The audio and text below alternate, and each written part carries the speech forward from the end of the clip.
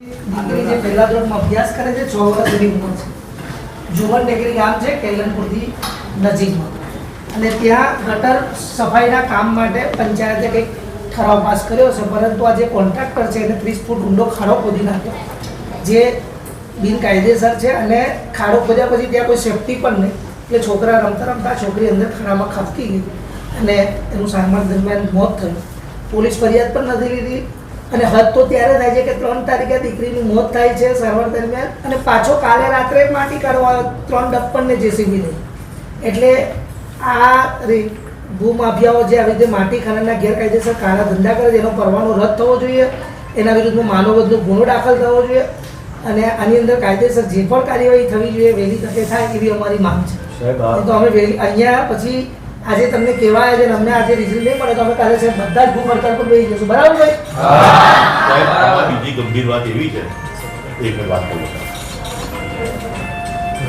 સાહેબ, બીજી ગંભીર ચિંતાજનક વાત એવી સાહેબ, 3 તારીખે જ્યારે બાળકી મળી ને એટલે એને પ્રાઇવેટ હોસ્પિટલમાં લઈ જવામાં આવી. હવે આ પરિવાર સદંતર અભણ અને લાચાર, રોજ મજૂરીને રોજ ખાનારું પરિવાર છે.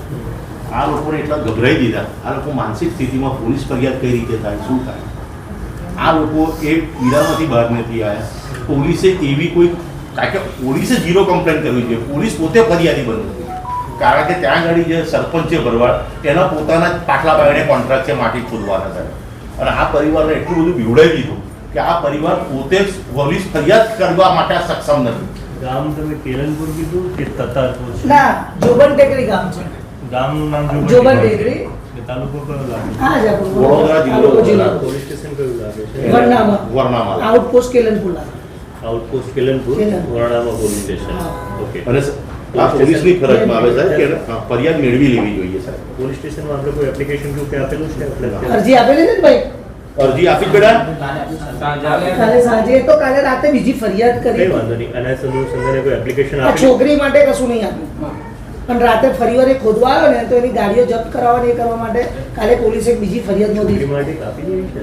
હા તો એ તો અમે એટલી તો તમને એટલું સાહેબ ન લીધી હોય. પોલીસ એવું કહે છે, મેં વાત કરી ને કેલનપુર, તો પોલીસે એવું કીધું કે ભાઈ પોસ્ટમોર્ટમ નથી કર્યું તો અમે કેવી રીતે ફરિયાદ નોંધીએ? પોલીસ એવું કહે છે, તો ફરિયાદ તો પોલીસનું કામ છે નોંધવાનું. એટલે દીકરી જ્યારે ખાડામાં પડી વિડીયો છે? નહીં. કઈ તારીખે? 3 તારીખે. 3 તારીખે બનાવ બન્યો. 3 તારીખે બનાવો. કેટલા પછી આ લોકો એક મિનિટ હોસ્પિટલ અંદર એક મિનિટ શાંતિ.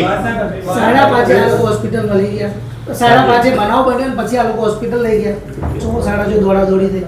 એટલે કે વાઘોડિયા રોડ વાળી હોસ્પિટલમાં કોઈ જગ્યાએ સવિતા હોસ્પિટલમાં દાખલ કરી. દાખલ કરતા એ દીકરીનું ડેથ થયું. સ્વાભાવિક છે, મા બાપ તૂટી ભાગ્યા.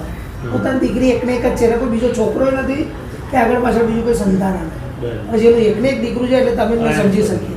હવે એ પરિસ્થિતિ પોલીસ એવું કે તમારે ફરિયાદ આપી તો મા બાપ શું કરવાના? શું ફરિયાદ?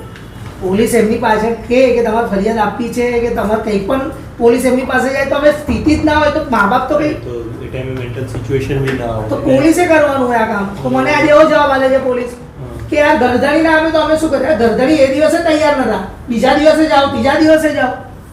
અને પોલીસની ફરજમાં સાહેબ હવે અકસ્માત થયો છે તો પોસ્ટમોર્ટમ માટે બોડી મોકલી આપી.